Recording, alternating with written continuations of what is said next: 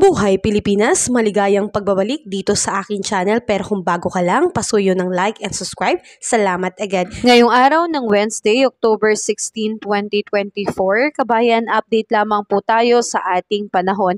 Kabayan, tayo po ay patuloy pong makakaranas ng mga biglaang buhos ng ulan, lalo na sa hapon at sa gabi dahil dulot po ito ng mga easterlies and localized thunderstorm.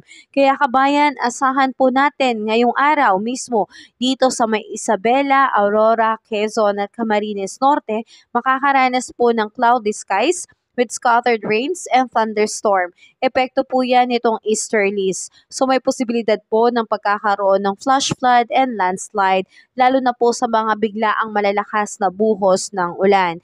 At asahan po natin dito naman sa may Metro Manila, the rest of Luzon, and Eastern Visayas, naapektuhan pa rin po nitong easterlies kaya asahan na ang panahon ay partly cloudy to cloudy skies with isolated rain, showers, and thunderstorm. So ingat tayo mga kabayan dahil bigla na lang pong bubuhos ang ulan, lalo na sa hapon at sa gabi, at bigla din po itong magdudulo mga biglaang pagbaha, ang pagbuhos ng ulan.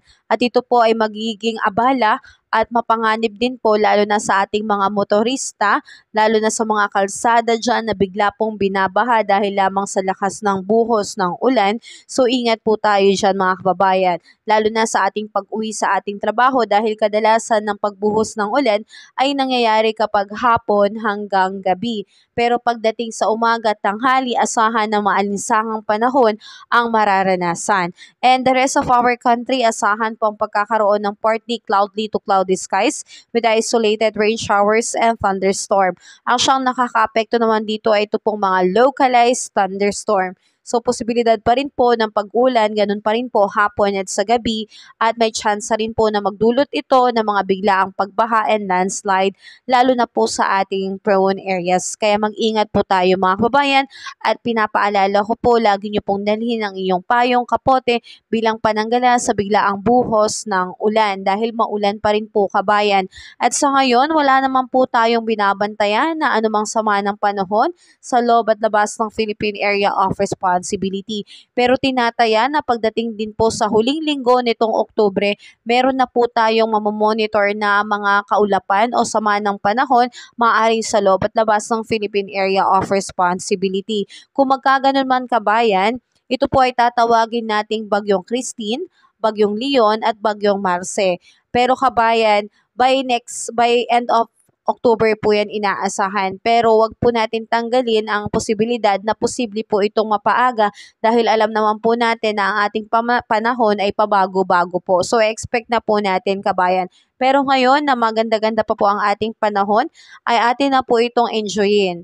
At asahan natin kabayan ng ating air temperature ngayong araw dito sa Lawag ay aabot po ng 32 degrees Celsius, Tuguegarao 32 degrees Celsius, Baguio, 24 degrees Celsius, Metro Manila, 33 degrees Celsius, Tagaytay at Legazpi, 31 degrees Celsius. Dito naman sa may Calayan Island at Puerto Princesa, aabot po ng 32 degrees Celsius, Iloilo, 32 degrees Celsius, Tacloban, 33 degrees Celsius, Cebu, Cagayan de Oro, 32 degrees Celsius, Zamboanga, 34 degrees Celsius at sa Davao po ay 33 degrees Celsius. So mga kabayan, patuloy po tayong mag-antabay sa ating panahon.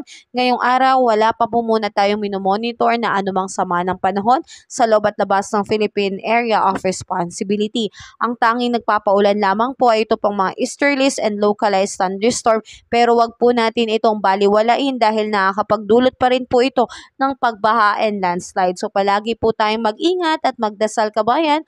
Have a safe day po sa lahat. Ingat tayo kabayan. Kabayan, kung nakatulong sa iyo ang video na to, huwag mo namang kalimutang mag-like and subscribe at pasuyo na rin po, pahit na rin po ng notification bell para updated ka sa mga susunod ko pang weather update. Muli, maraming salamat, ingat, God bless po kabayan.